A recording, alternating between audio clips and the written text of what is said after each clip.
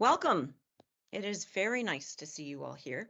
Thank you for joining me today. Some of you might be having some wintry Sundays, and I think this is a long weekend for quite a few of you. So thank you very much for giving me some time today for our talk about Arlington House. It's very nice to see you guys all here. I'm going to jump right into things because there is a lot to get through. You might think that 75 minutes is a long time, an amazing amount of time to talk about one area of Arlington House. But as you're going to see, as I hope to convince you, there is a wealth of content when it comes to Arlington House. Such an abundance that during our time together, I'm suspecting that you're going to be taking some notes and adding to a list of your own to do some research a little bit more deeply after the fact. Here, I'm going to see if I need to let anybody else in. Yep, there we go. Admitting Mr. Paul. Okay, so my goal here, my ultimate goal here is to provide you with enough new ideas to excite you about incorporating Arlington House as an active stop with your groups. I believe we now have some audio in the background, so I'm going to mute everyone. There we go. Here we are. Because I recognize, as somebody who has been bringing groups here for a number of years, that it is a very big juggle that we've got to deal with. Our itineraries have limited times. Our guest interests are sometimes quite limited. The tour operators don't always give us enough time to add the things that we would like. But ultimately, as tour directors, and especially with student groups, a big part of our role is to generate interest, to direct attention, and to encourage engagement as we are expanding understanding. So a quick point here in the know thyself frame of thinking to keep me focused and on track so that we get through all of the content. I'm going to ask you to hold your questions. If you have questions, write them down. There will be moments throughout the presentation that I will be checking in to ask you what you would like to talk about, but do not count on the chat element. Mr. Tech Guru, I just, in the midst of this, lost my presentation mode, but I think I'm okay with that. Where was I? There we go. We're not going to be looking at the chat. The chat is going to be for your purposes only. I have a very limited multitasking skill when it comes to technology, so please just write down any questions and we will get opportunities throughout to ask. And a reminder that I am requesting that you not record this presentation, please. You are welcome, and in fact encouraged to take photos or screenshots of any slide that interests you. I am recording, as you probably can see in some of your screens, and I do aim to add this to the library of presentations that I have on my Guides website. So, getting right into it. Let's see. Yep, somebody trying to get in. I'm going to let Nicole in. There we go. We are going to start with my next slide, and that's going to be who I am. Some of you might know. Some of you might know who I am, but this, what am I going to be offering to you in this presentation? What do I have to offer besides this beautiful artwork that I have generated through ChatGPT? It's an experiment of mine. You are looking at a variety of roles that I have played career-wise over my lifetime. And it's a little bit of a mystery, isn't it, perhaps, what some of those represent. If you look right over here, I have been an archaeologist for a number of years in a couple different Middle Eastern countries. I have also been a classroom teacher as well as a school principal for a number of years, also over in the Middle East. I have on occasion written a children's book or two, so I've got some children's publishing in my background. I am also a regular writer and builder and narrator of audio tours, a good number of them being in Washington, D.C. I'll talk about that a little bit later. I am also currently working as an active tour director, as well as a trainer of new and emerging tour directors in the IATDG tour director training program called Tour Prep. Now, all of these roles are centered around this slightly larger image right there of me hunkered down over the laptop. And that is a depiction of one of my core personality characteristics. I am pretty much above all, I'm a research nerd. I am a research fiend. I'm really lucky that all of my different careers have not just supported, but actually validated that aspect of my character. It is such an element of who I am. I've actually added it to my resume. I have mentioned that I am a planner of spontaneity, if you can believe it, because I have discovered that my ability to relax and have fun directly correlates to how much preparing and learning I've done ahead of time. So at the core of my character, I truly love delving deeply into the locations that I'm exploring. Cemeteries are one of my passions, one of the things I really get excited about when I'm learning about communities. I feel that they provide a tremendous insight into the communities that they serve. They are focused on traditions and memories and perpetuating those memories. And those are always indicators of a community's value. So a lot of the research rabbit holes that I dive down into when I'm discovering new places, they spring from stories that come out of the cemeteries in the towns and the cities that I'm exploring. And Washington, D.C., which is so steeped in national legend, Arlington, its cemetery, Arlington National Cemetery, cannot help but play a central role in the stories that, as hosts, we share with the visitors there.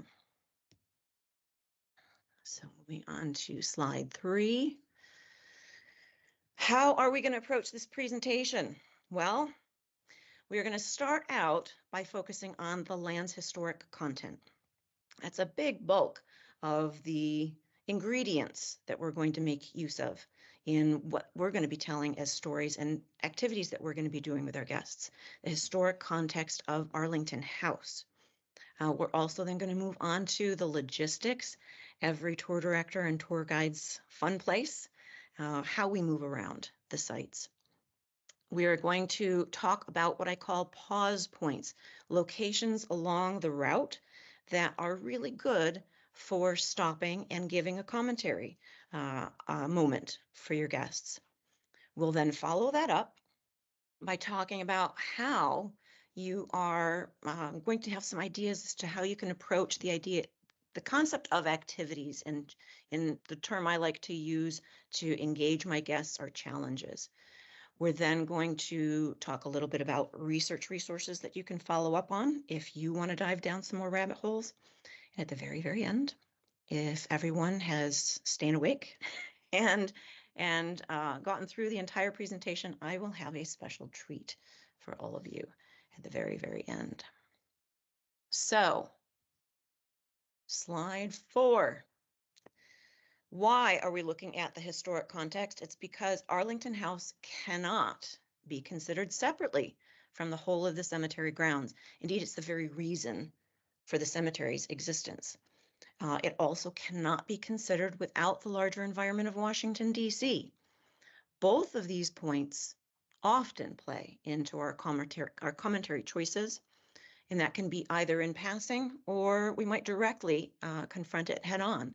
So let's take some time to place Arlington House and its plantation grounds within that larger framework.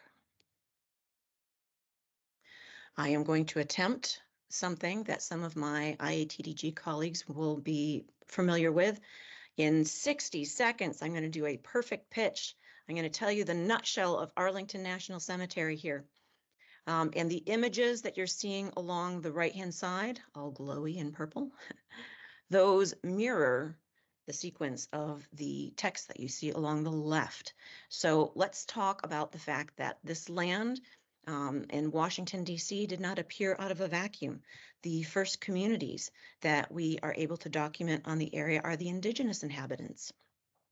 It didn't take very long in the 1600s for the crown and the colonial parties, the people who were coming over with the support of the crown, to push the indigenous communities out of the way when it came to control of the lands. Now, the crown very quickly shifted to claiming the territory for themselves, but then turning around and distributing permission for people to work the land. And that is usually done through land grants and eventually sales. And then it did not take long after that either for the crown to start giving those grants to these private hands. The Alexander family of Virginia is one of the first. This is the area we're going to start getting into the familiar names, the names that ring bells in our heads. The Alexander family of Virginia were the ones who sold the land to the Park Custis generations. We'll talk more about that later. But that's the private hands portion of this land. And for approximately 60 to 70 years after it was in private hands, it started shifting again. And the military and the US government stepped in. We'll talk about why in a little while. And it became known as a national cemetery. Now, the majority of our guests do not know this. The majority of our guests know nothing about Arlington National Cemetery except for its current form as a preeminent burial grounds for military and for national heroes. So they expect and usually get to see the iconic row upon row of white headstones, the changing of the guards at the Tomb of the Unknown. They're completely unaware of how the cemetery came to be and the dramatic story of vengeance that is at its core. But when we share this larger story, when we consider the land in its full context, there are some really powerful connections. It's a veritable feast of connections that we can make for our guests. We can make connections to other locations within the region. The very easiest would be Mount Vernon. If you see the image that I have between the caricatures and the text there, you might be familiar, if you've been to Mount Vernon, with that set of statues. That is George and Martha Washington holding the hands of their grandchildren. Their grandchildren, a little boy and a little girl. The little boy on the left of George, his name is George Washington Park Custis, and keep that in mind because he's the one that's going to figure most heavily. So Mount Vernon is a location that we connect with, the Lincoln Memorial, the Pentagon even, as you're going to discover. You can also make some great connections with other historical personalities that we already mentioned in our commentaries.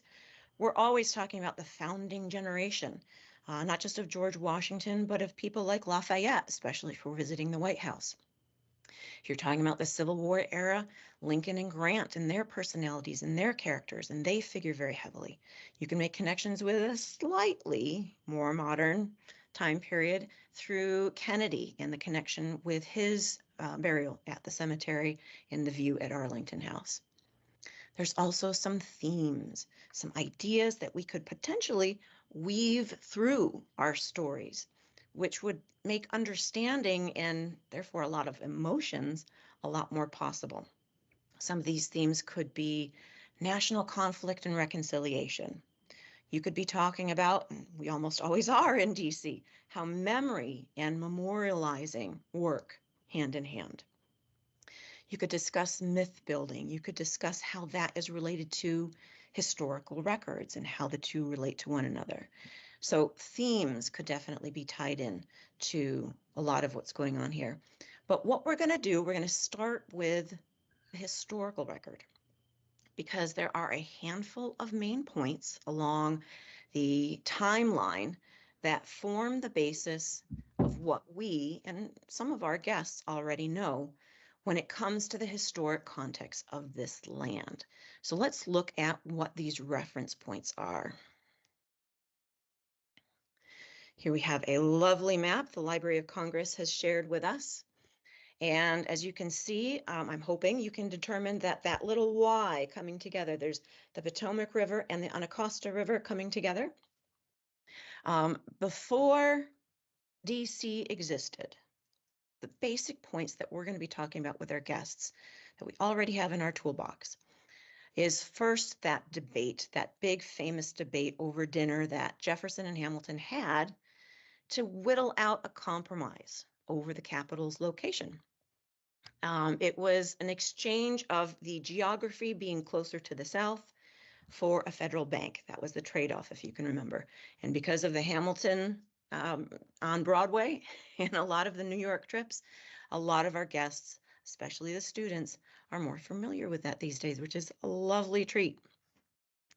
Once this was settled, once the city's location was determined, the next thing to be taken on was the setting of the boundary stones. Now take a look at how that is set up there. There's a number of boundary stones right there, most of which still exist. Most of those boundary stones can still be seen. There's only a handful that are missing. And those get set along with, take a look here, L'Enfant's plan. L'Enfant and his name are familiar with us, not just because of the food court that is in Washington, D.C., named after him, but his blueprint for the city's layout is the foundation of what we see in the city today. He was quite the character, and this is going to come into play a little later once we get to the Arlington House grounds. Now, after that happens, the decision's made, the boundary stones are set, some time goes by, a little bit more than 50 years. And all of a sudden, these states that had contributed the land, Maryland and Virginia's none too pleased with how things have been going on. And so they say, give us our land back. So guess what? Virginia gets its land back. It's not such a perfect square anymore. The symmetry is gone here. But all of this is happening with a backdrop of, surprisingly, the capital city not really being particularly robust in its development.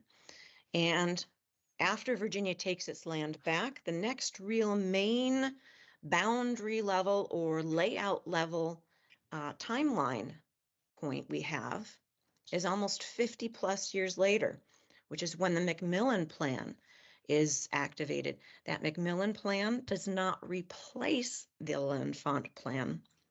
It kind of interprets it, adapts it, and it makes it a little bit more appropriate for the times. And considering a lot of the technology and the changes in the way people are utilizing and looking at the capital city.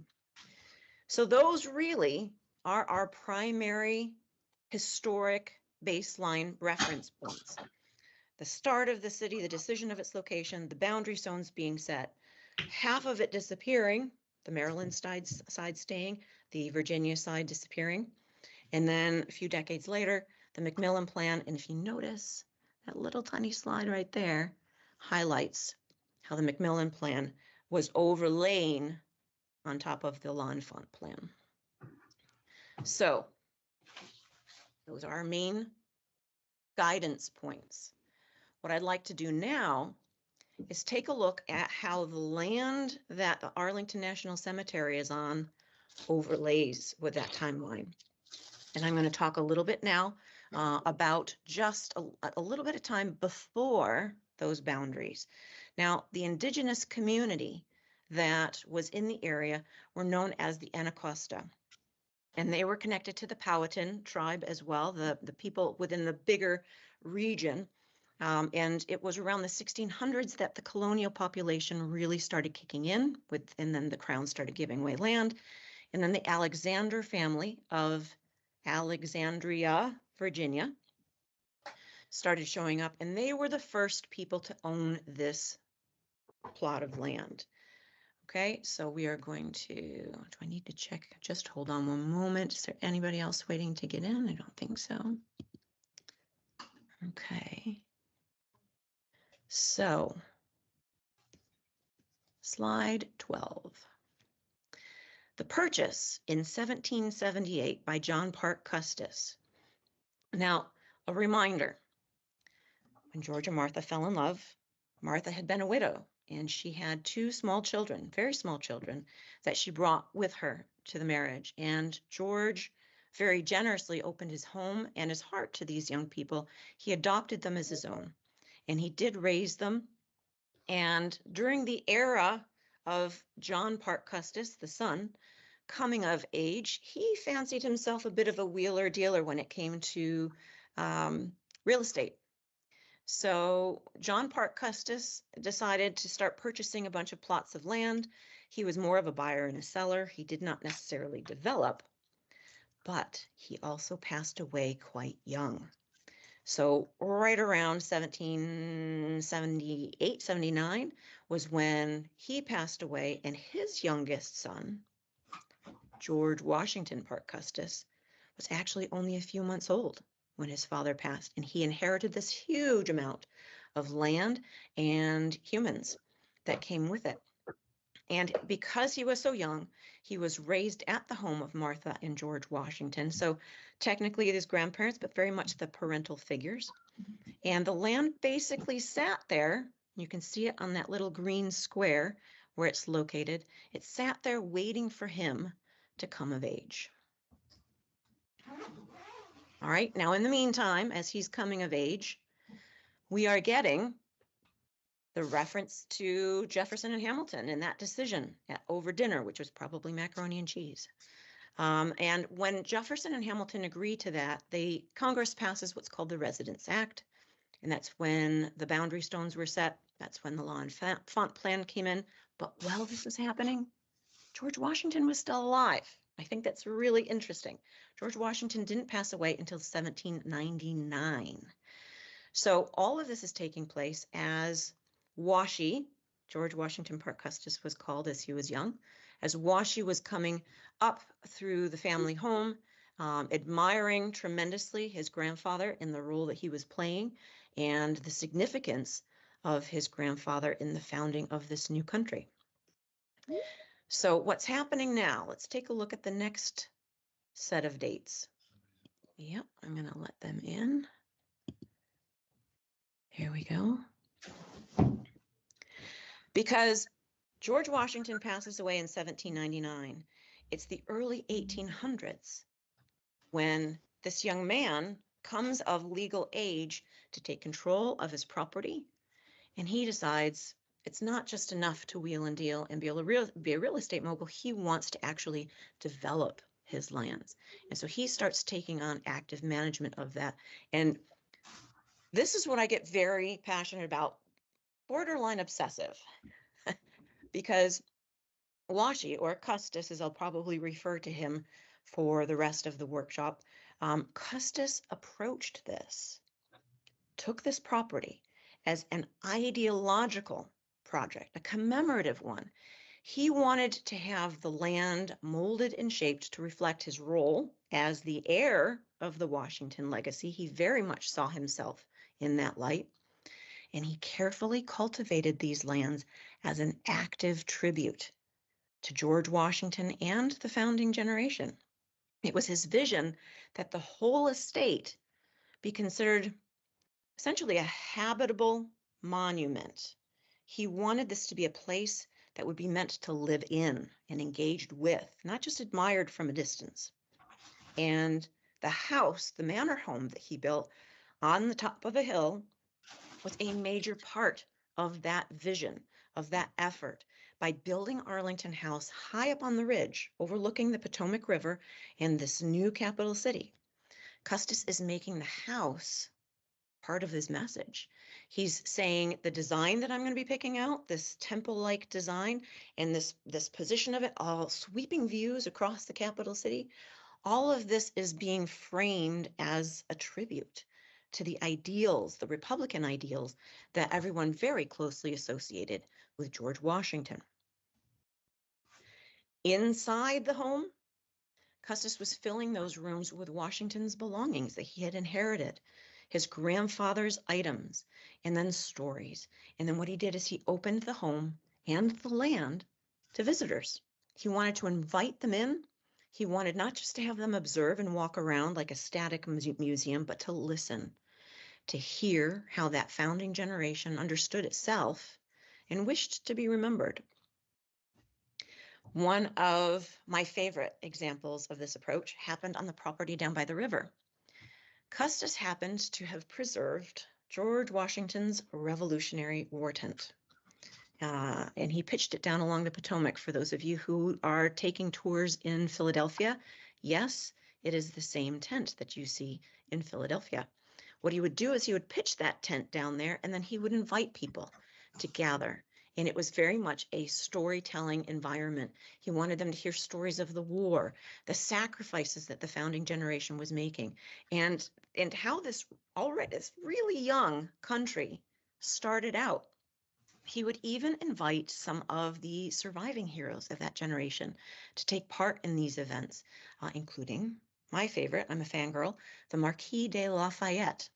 And then their presence, the live surviving heroes, would give a tremendous amount of weight and authenticity to the stories that were being told here that made them very, very personal.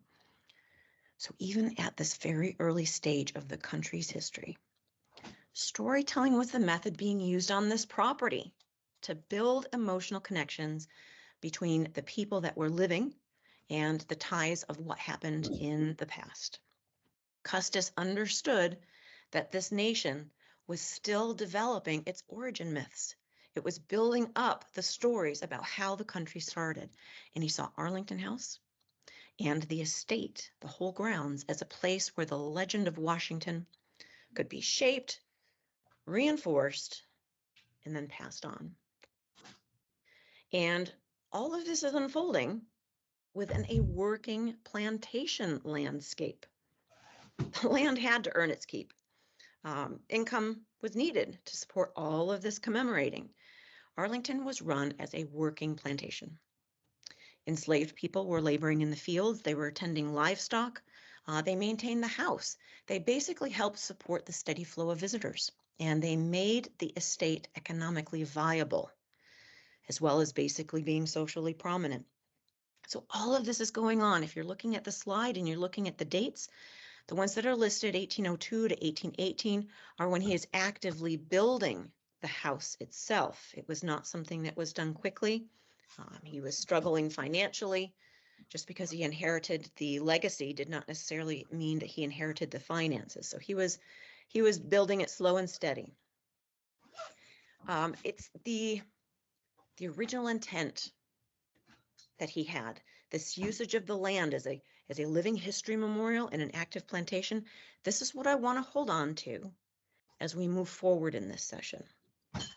The fact that Arlington was being considered by all of the Washington descendants to be a family mission. This is the linchpin to understanding how the land is approached now. So moving on to the next slide, even though because we're not quite now yet, we're going to continue moving along the land's timeline, because as Custis is building his property into this dream commemorative landscape, he's also building a family.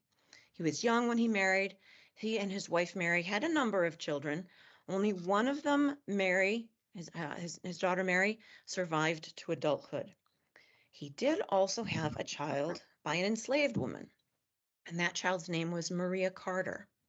That is not a unique phenomenon of the time, owners with these relationships, but what was unique was how he treated this child. I highlighted the dates connected to her, Maria, in orange, and that's going to come into play in a later slide.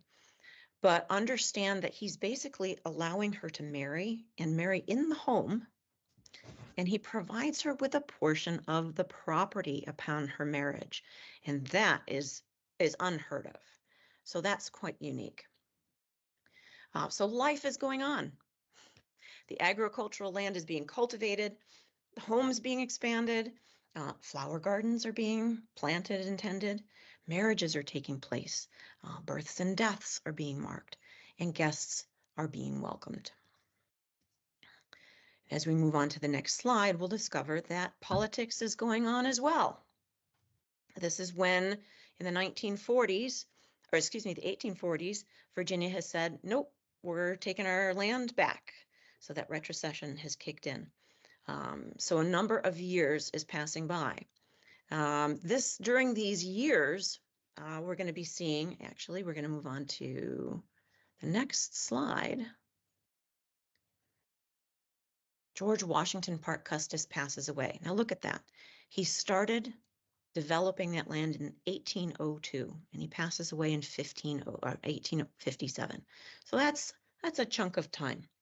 And as soon as he passes away, his eldest daughter, Mary, and her husband inherit this land, including the stipulation in the will that all of the enslaved people connected to the estate be manumissioned, be released within 5 years. Now that's critical that you understand this. This did not happen immediately. Those 5 years are going to come to play because Robert E. Lee, Mary's husband, has 5 years to manage this. At any point, he could be doing this, but he's going to take his sweet time. 5 years from 1857 would be, what do you think, doing the math?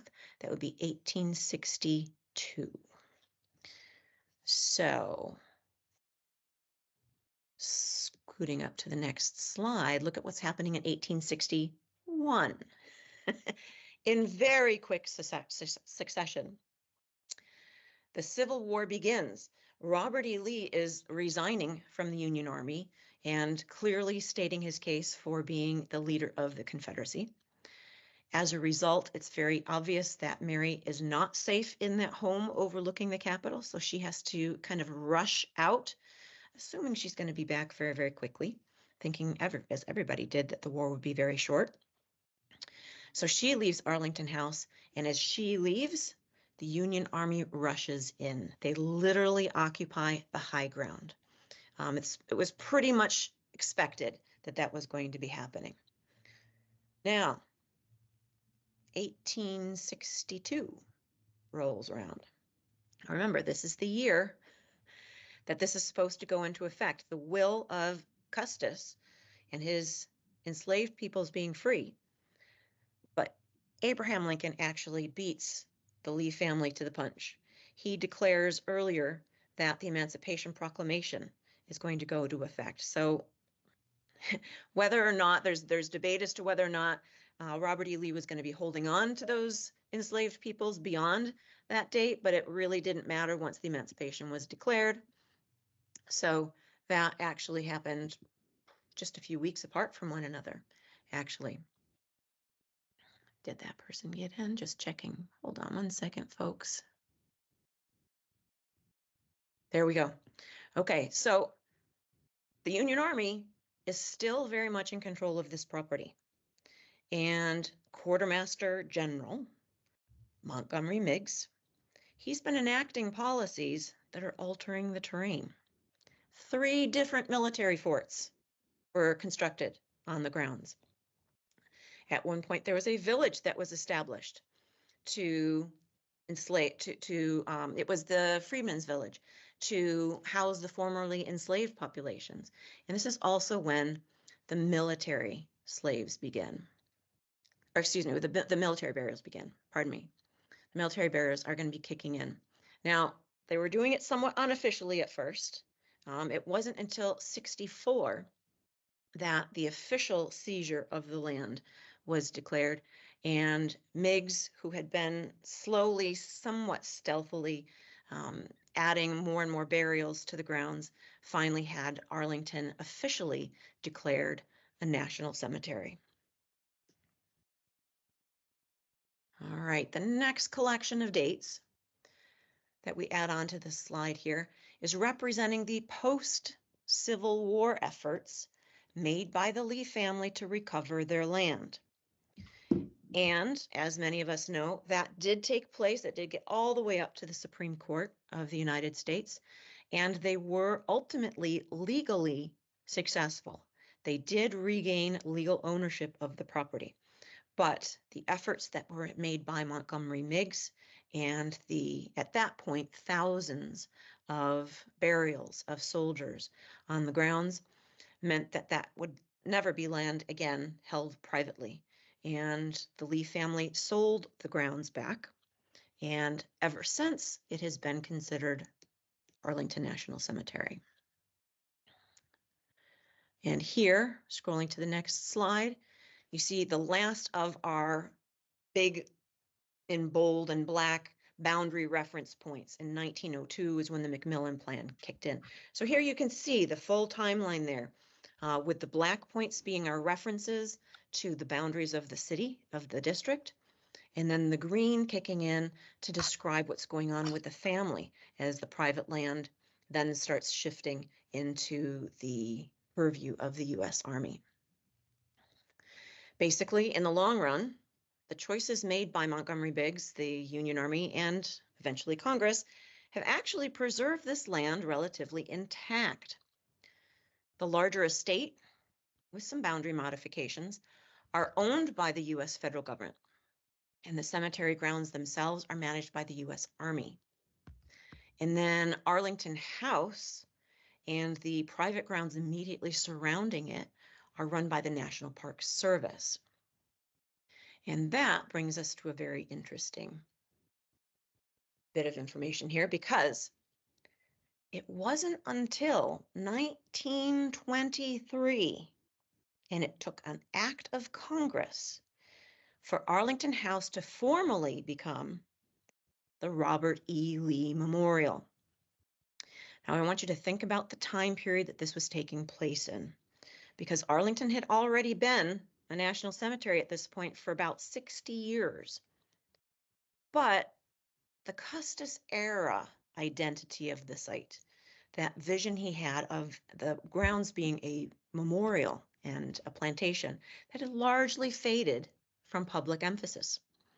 And the designation here of this home and the grounds being the memorial to Robert E. Lee, that's reflecting an effort being made at this point in time to focus on the national narrative of reconciliation.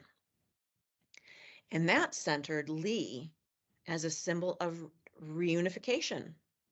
So rather than presenting enslavement or the Washington family or Custis's intended commemorations as aspects of the land's history, they faded into the background.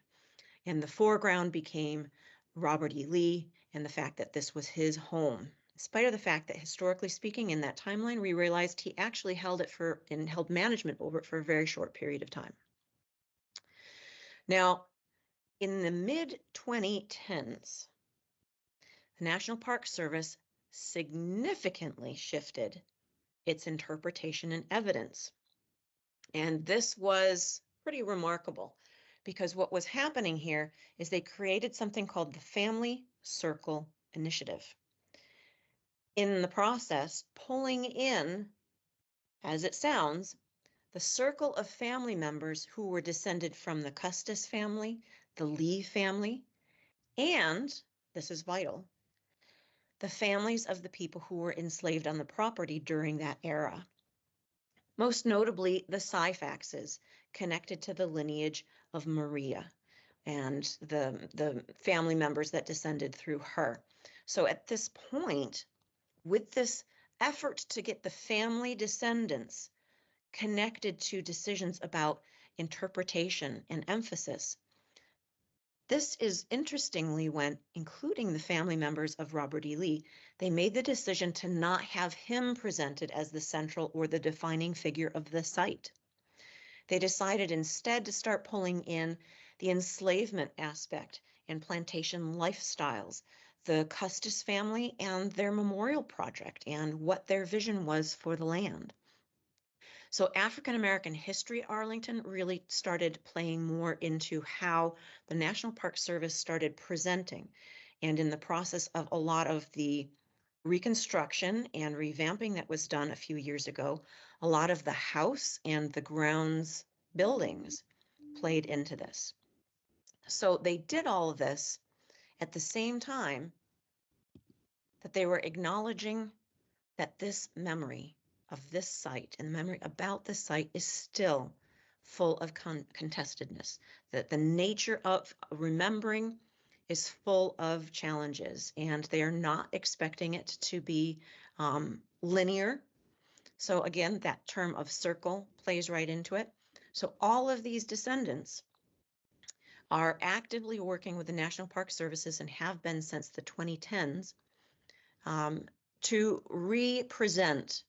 And I find this really quite interesting that the current approach now to welcoming guests at Arlington House through this Family Circle initiative seems to very much mirror an element of George Washington Parke Custis's original intent to open it to visitors, to invite them to not simply observe, but to listen, especially to the rangers. They've got some great things to listen to, and basically hear how the founding generations, and now those who lived on and worked the land, understood themselves, and maybe how they wished to be remembered. So I'm going to take a moment here to pause and see if there is, oops, I didn't mean to do that. See if anybody has any questions. I'm going to give us about 2 or 3 questions if anybody has any right now. This slide right here is specifically giving you access to where some of those maps are that I found and that I included in the slides. So I am going to unmute, I think. Can I unmute? I thought I unmuted, but I did not. Yeah, I guess I'll ask you to unmute one by one. So I John, unmuted it looks myself. like, hi there. How are you?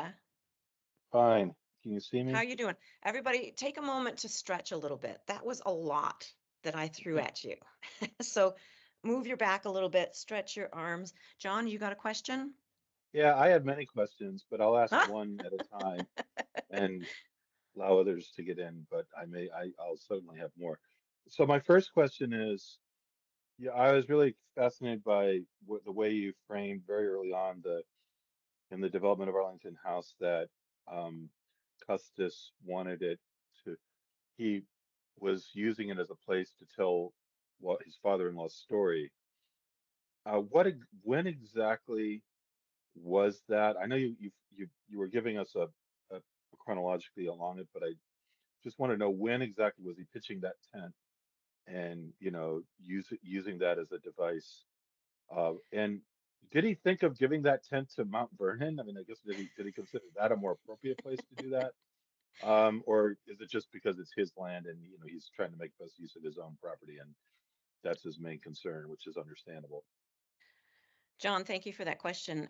All very personable ones, personal ones about how we inherit things and the legacy of our family as well, and family memory versus national memory. I don't know if too many of us have famous relatives.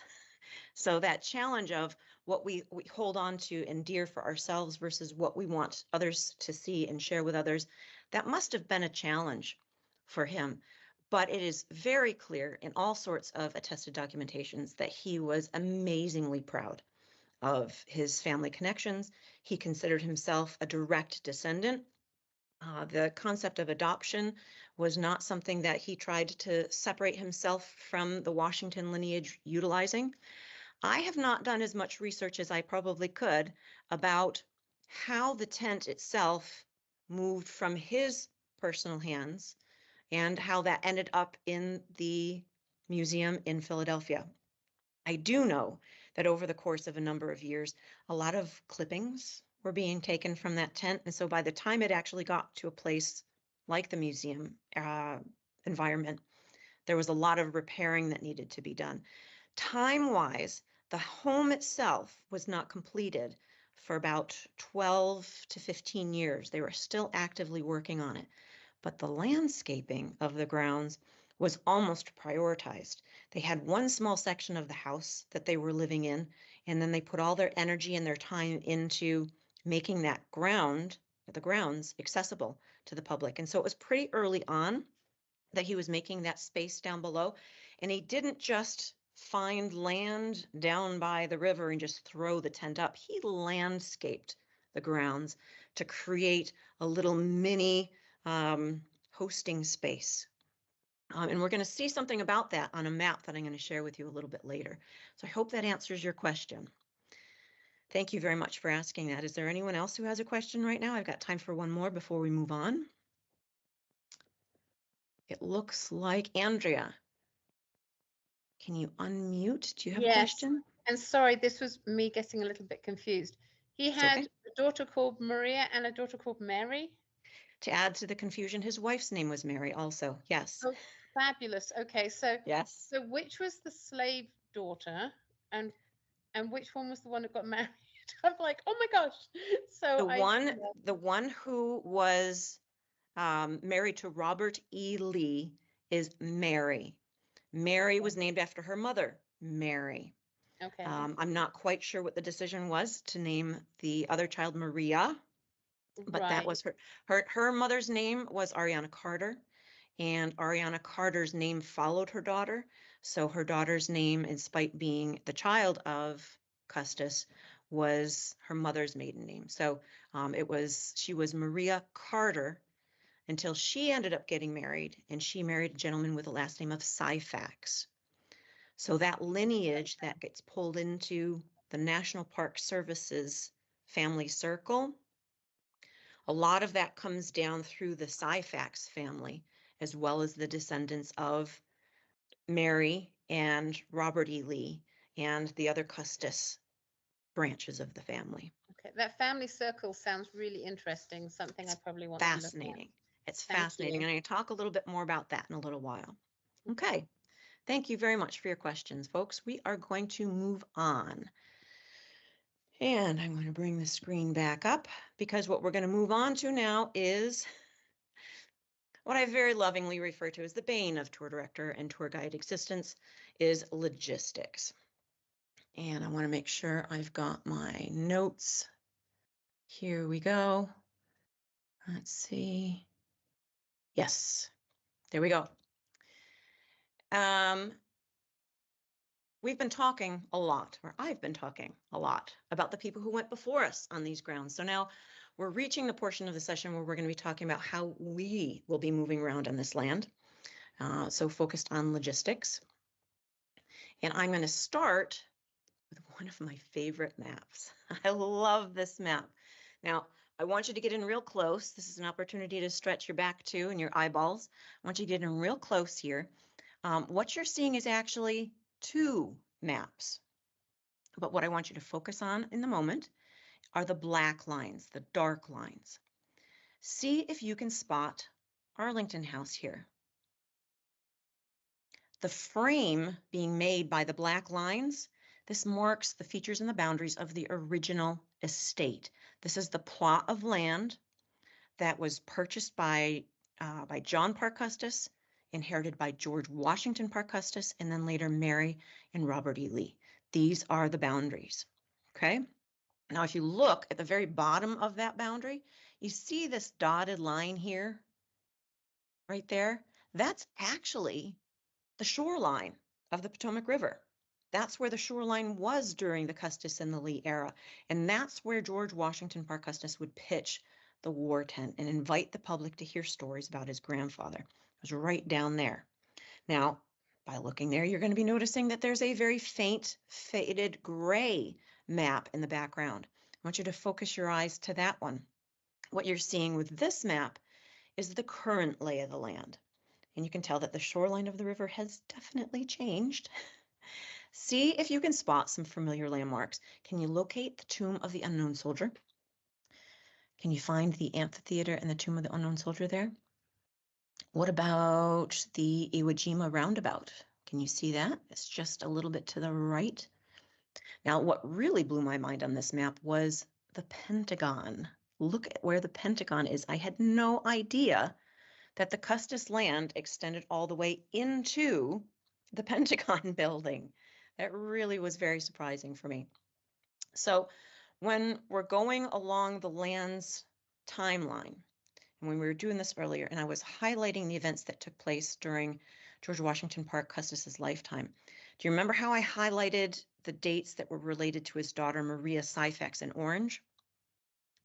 I've done the same here on the map. That triangular slice of land in the top left corner, that's the property that he deeded to her upon her marriage.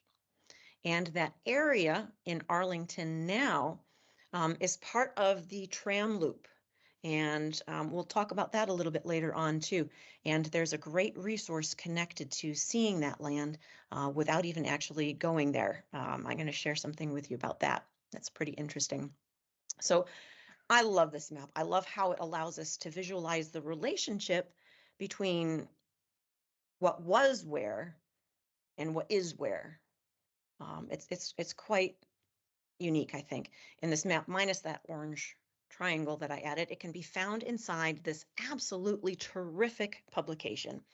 It is chock full of graphics and maps and photos and a whole lot of text describing the grounds, as well as the efforts to recover and restore historic elements of the house, and a lot to do with the gardens surrounding it. And it is available for free online, thanks to the National Park Service. Now, we're going to be moving on to my second favorite Arlington map, and it's the one that I made. I'm going to look it over with you now. I'm going to pop it up my screen here in a moment. If you're at all interested in playing alongside me, we are welcoming you to open this up on your own device, and you can check it out as I'm talking you through it. If you are really fast with your fingers, you can probably quickly type that short URL into your address bar, or you can scan that QR code with one of your other devices and try it out that way. But no worries, I've got you covered because I am going to pop it up right here. And I'm going to make it a little easier for me to see on my screen. I want to take a step back here and explain to you what's going on. This is a map. Let me just get that there. That I designed specifically for tour leaders that are walking guests through Arlington National Cemetery. It highlights the most commonly walked routes and recommended places to pause for commentary. And they're all centered on 3 primary locations. And I'm going to try and zoom in here so that you can see better. Do you see the 3 red pins here? You have, up in this corner right here, that's the visitor center. Over a little bit farther along here, this is the Tomb of the Unknown Soldier. And the 3rd red pin I've highlighted is JFK's grave. Now, there's a whole lot of other stuff on this map, and I am going to give you access to this map after the workshop as well, so don't worry about that. I do want to highlight that this guidance along the side here helps you narrow down what it is that you're looking for. The blue line that you're seeing highlighted here, this is the route that is considered pretty much the most standard. It hits the bare minimum of the locations that most tour operators expect you to bring your guests to, okay? With some variations, these question marks here are places where if you're on the ground, that is an area where you can make a directional choice. You have to stop and question yourself. Am I going to turn right or am I going to turn left here? So you can make some shortcuts, but basically that blue route is the primary recommended route. What you're seeing here with orange, and I'm going to scoot out a little bit more, there's 3, one here, a second one here, and a 3rd one here in orange. These are what I'm calling extension routes, optionals that if by luck you have extra time, or maybe your group has requested a different itinerary, these are some places that you can consider doing a little bit more walking along. Okay, last point I'm going to talk about before I dive back into our theme of the Arlington House space, which, if you're a good map follower, is this one right here. These little circles, these blue circles with the eyes, I'm going to click on that for a moment. I'm going to show you what happens. Popping up, and it looks like I might have to expand this window a little bit more. Yes, okay. You have an image here, headstones, and directly, if you notice 1 of 5, I've got 5 different pictures here. You can scroll through. see this specific location a little bit more closely. Directly under every collection of pictures, I also have lists of commentary topics that you can consider that that particular spot is really relevant to. So for those of you who recognize the very first photo that was within here of that particular memorial, that is not an actual headstone, that is a memorial stone. So this is a great place to talk about the difference between some of them, the actual headstones versus memorial stones. This is another place where I also like to talk about the military coin traditions. If you want to talk about how the quarter or the nickel or the dime play into some of the rememberings, that's a great thing, a great location to talk about that. You are in the process of heading up towards the Tomb of the Unknown. If you've got a student group with you, you may not yet have had a chance to talk to them about what you expect from their behavior when you're there. So this is another good spot you could do that. And you can also, excuse me, I don't know if it's the geography, the fact that this is on the side of a hill, but whenever I'm in this location, I almost always hear a funeral going on off in the distance. So I'm hearing the taps being played, or I'm hearing the 21 gun salute, or maybe even now the clip clop of some of the horses pulling the case on. So you might want to talk to your guests here about the protocol if they come across a funeral in progress. So the way this map is designed, each one of these locations marked by an eye has that information embedded there. You click on it, you get some photographs of that space, you get some suggestions for commentary topics that you can consider, and off you go. Those are great foundational bits of information that you can then take off in the direction of research that you are most interested in. So now, if you notice, the Arlington house, as I zoom in right here, let's talk about that because this right here is the Arlington house, and you notice that I colored that in orange. That's specifically because of the fact that tour operators very rarely give us enough time to actively spend time up there.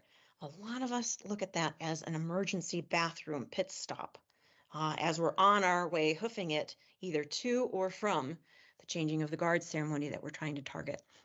So this is not a mainstream regular loop, which is part of the loop, because that's why I'm so excited about it. This is an opportunity for you to, if you've got tour groups that have gone with you before, group leaders that have gone on trips before, you can surprise them with something out of the ordinary, something new. And there's a couple different ways that you can access this now that almost all the construction is done. And David Shaw, I'm probably going to lean on you to confirm this. But as far as I know, the typical old style route of walking from the tomb across this Crook's Walk and up the hill here that used to be referred to as Heart Attack Hill, that is now open again. As is Custis Walk, that kind of loops down and around this area over by JFK's burial and the rest of the Kennedy's burial.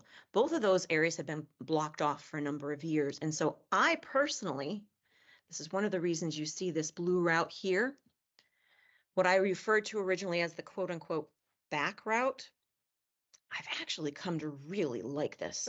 And it has played so well into my storytelling that I am definitely talking about it more as not just an option, but as maybe a primary choice to be making. Because what's happening is you're pulling right up to the top of the hill right here and into this corner. I'm going to zoom in a little bit more.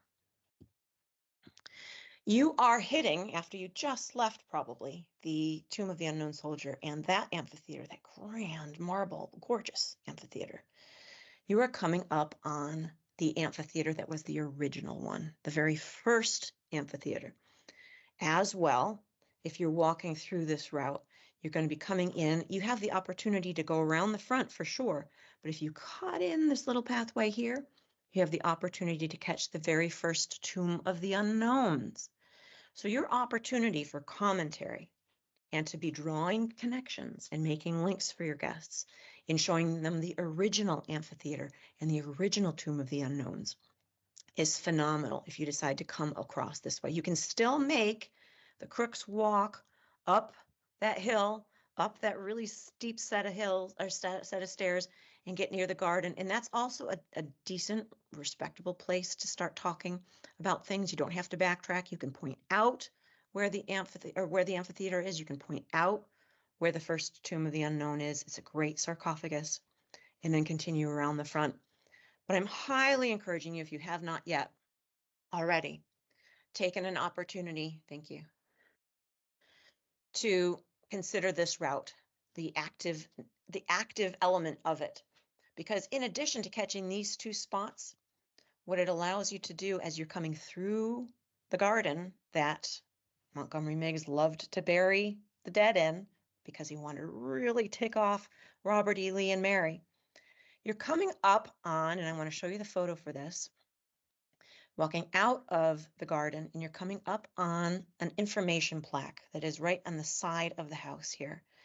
And you get a chance to stand there and point out these buildings here, which is where the enslaved population lived. And there's some great things that you can be directing your guests to be checking out in those buildings now that are related to that. So again, if you look at that, the half-sisters, the Syphax lineage, Freedman's Village, there's a lot of information on this plaque here that you're standing in front of already. But also the bathrooms. For those of you who have not discovered the beauty and the dire necessity of catching bathrooms on these grounds, straight through underneath the cedar tree, past the gardens, into the little building that has, believe it or not, a gift shop.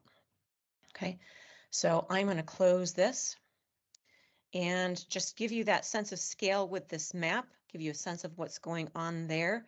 Know that that is an active resource that you can check out at your leisure. And I am going to switch back to, hold on one second, folks.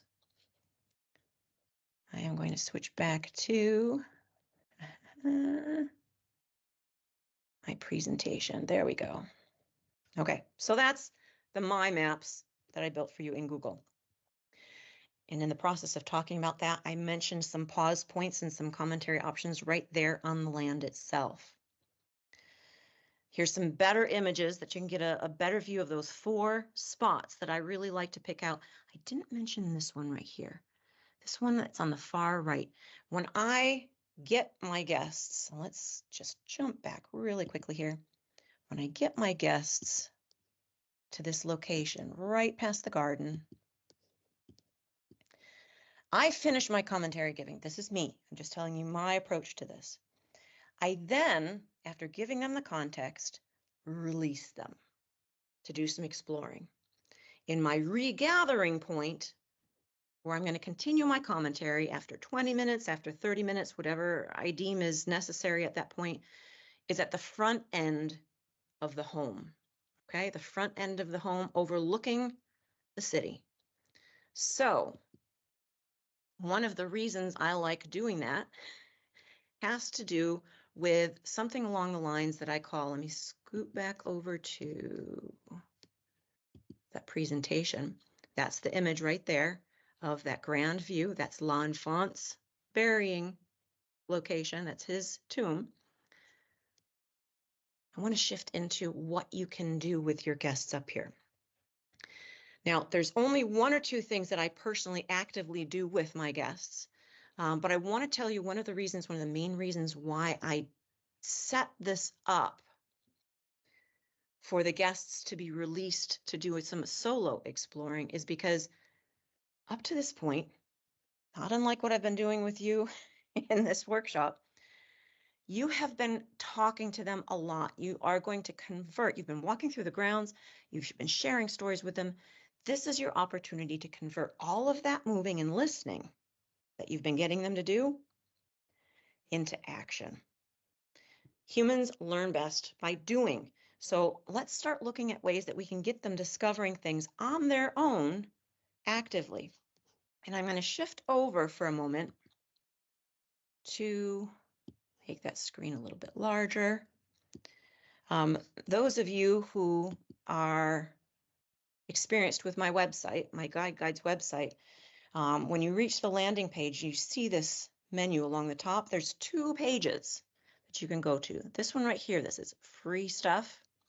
we're going to ignore for now, but keep in the back of your brain because there's some really cool free stuff there.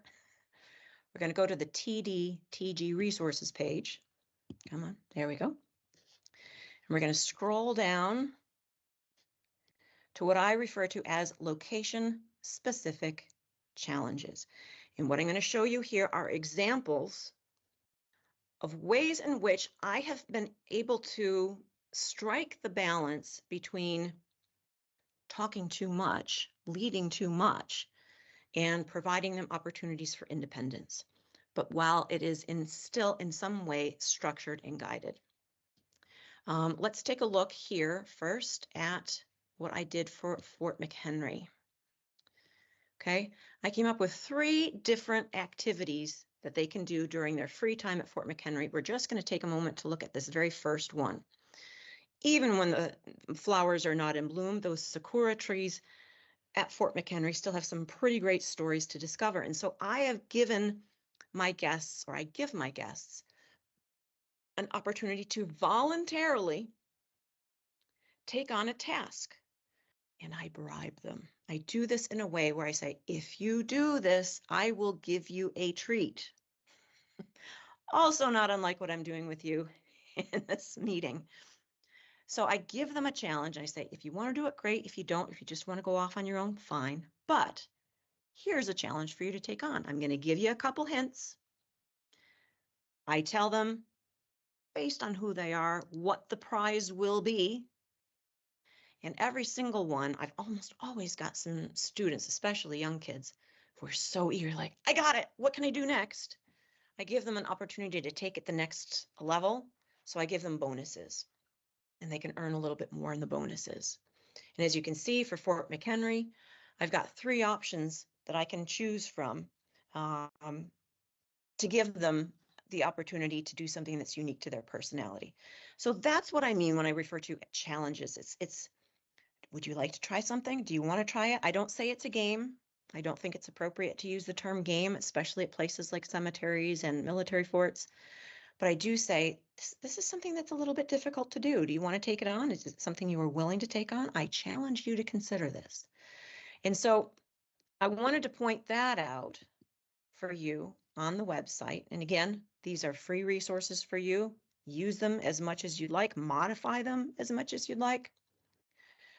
But getting back to the idea of how you can take something like that on at Arlington House itself, in the space itself, what are the engagement opportunities?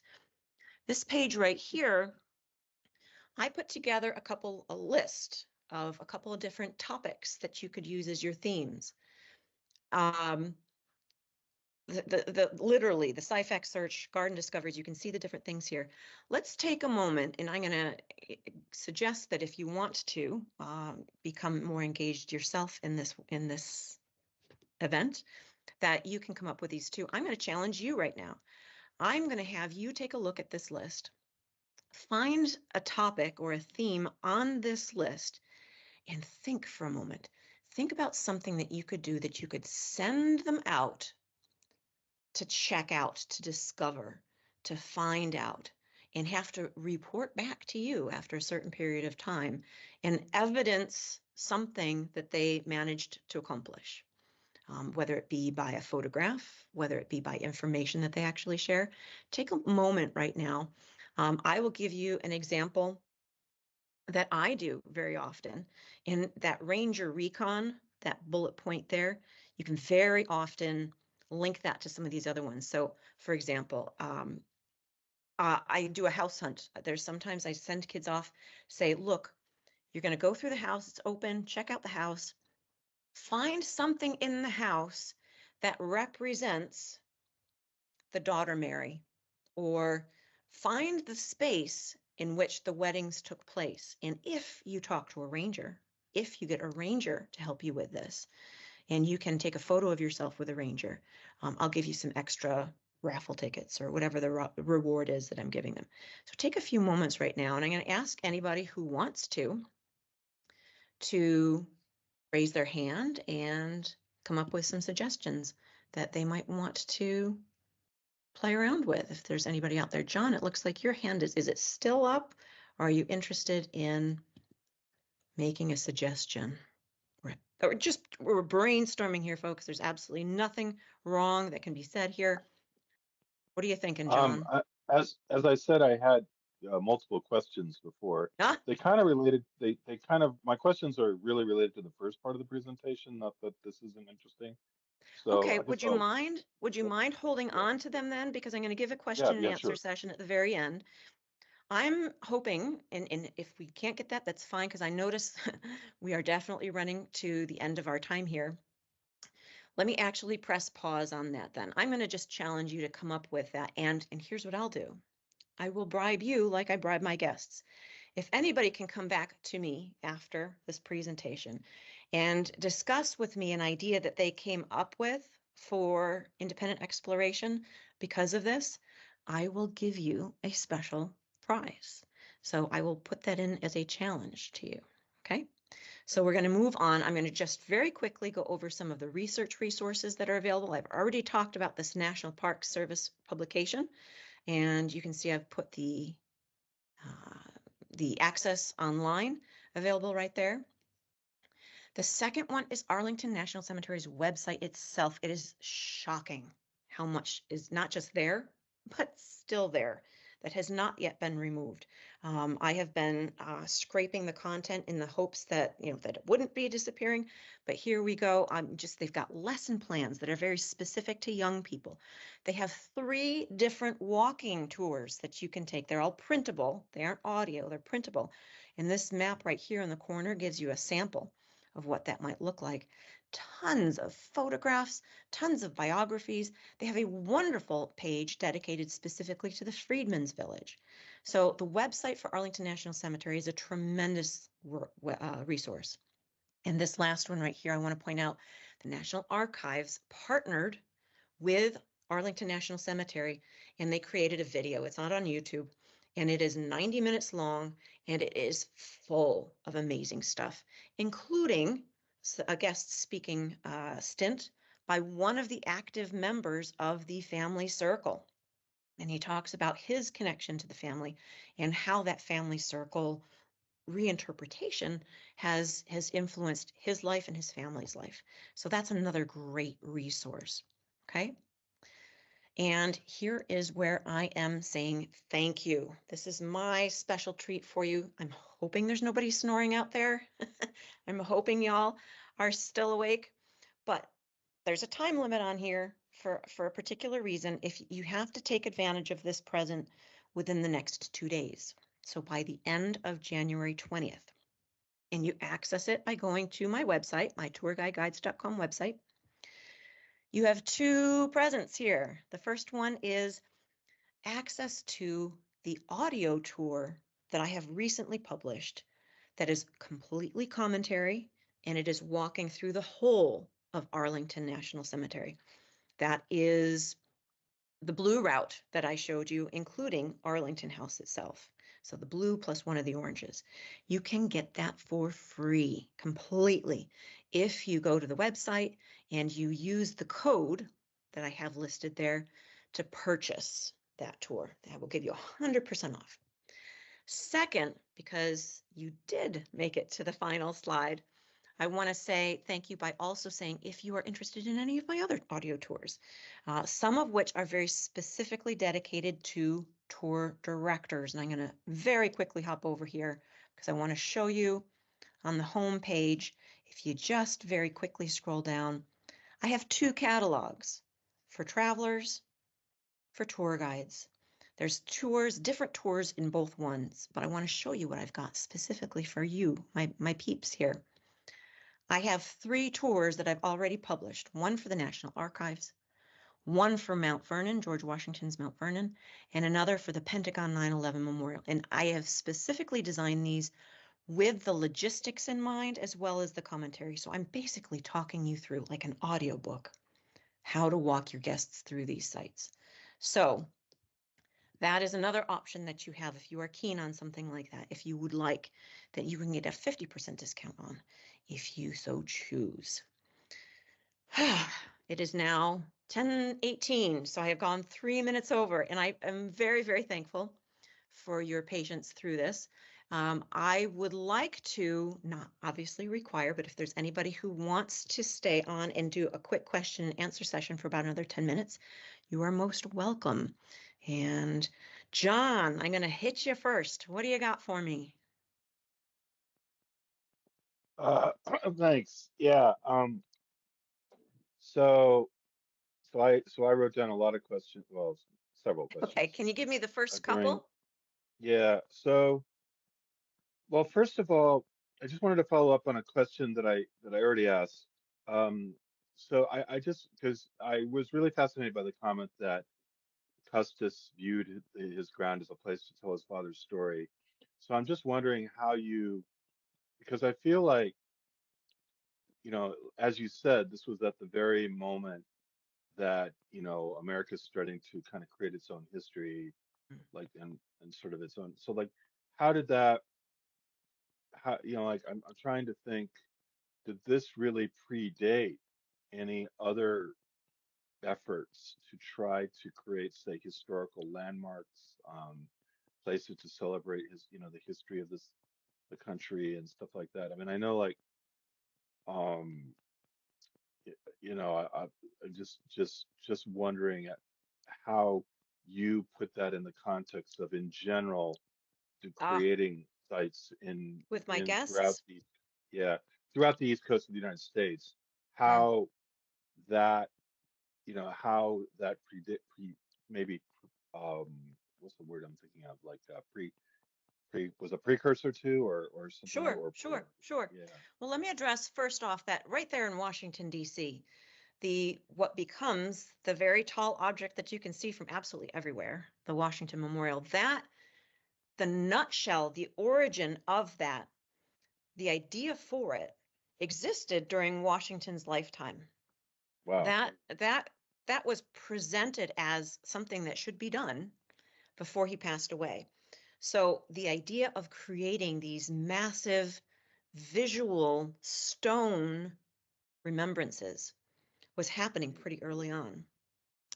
When it comes to how I explain this to my guests, you've got to be very cautious, especially with the young people, of hitting them with dates.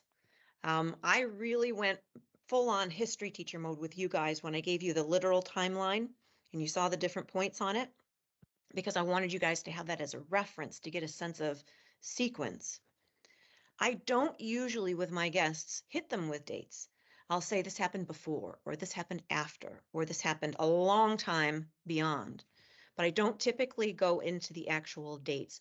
I do like to thread my ideas over a long collection of days with my guests. So I um, Andrea and I think Lisa and Lynn, you guys are going to probably be familiar with this, but I do what I call threading or weaving. I will tell a little bit of a story in one location, and then I'll expand it at another location, and I'll tell the full end of it based on the sequence of places that I'm going to hit them with. I love linking the visits to Mount Vernon and having the kids walk in, and I tell them, you're going to walk in, you're going to see these statues. I want you to pat the head of the little boy that statue is, and I'll tell you why later. So I do things along that line. And then when we go later to Arlington and we're standing at Arlington House, I say, the guy who made this, he was that little boy that you saw when we were at George Washington's house. So I tend to try and approach the explanation of the linkings in those ways as opposed to actually dates. Okay. Okay. Do you have a follow-up question? And then I can actually ask if anybody else has any questions too. Uh, yeah. So just going back a little further, going further in the timeline on that. What when it was declared a landmark to Lee, like the official Lee National Memorial, what Mm. role did the United Daughters of the Confederacy play in that? Oh, That's that's a very good question. And I actually don't have an answer for that. I would surmise that they would have a very large role in that. There yeah. is to this day, even with the efforts that the families and the family circle and the National Park Service are doing to not de-emphasize Lee, but to put other things in the foreground. There is still a memorial space on the grounds. that building where the bathrooms are, hardly anybody ever goes back there. And I've never seen tour directors bring guests or guides back there. But there is a small building that is a mini museum that has artifacts that are connected to Lee. And Wow. within that space are some very interestingly interpreted plaques connected to some of those objects. And so those items. So that's another place that you can send your guests in. Excuse me, if you want to, you can send them in and say, find an object there and tell me a story about it and come back. But as far as how influential they were, that era in the 1920s when this was taking place, that effort that was being made, think about what was going on as the Lincoln Memorial was being inaugurated. Remember, Lincoln's son was still alive, but he was an old man.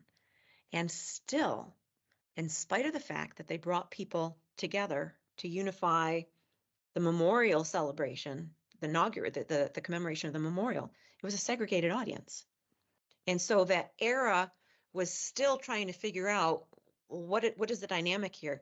And Lee was held up pretty vocally, pretty strongly as an example of goodness, of an example of how we can cross those divides, how we can better get along with the people that we didn't get along with before. Okay. All right, I've got time for one more question if anybody has it. I don't see any hands going up. Okay. All right, folks, you stayed with me an extra 10 minutes. Bonus. Thank you very, very, very, very much. I'm going to be sending out an email within the next couple of days that gives you access to a lot of these resources that, again, reiterates where I found some of these maps that shows you links and so on. Please make sure that your email is accepting my email. I had quite a few bounce back to me, especially the ones that had links in them. So please make sure that I'm on your favored list. All right. Excellent. Thanks again, everyone. I really enjoyed talking about this with you. If anybody has any questions that want to follow up with me, just reach out. Thank you very much. Thanks, Amy. Thank you.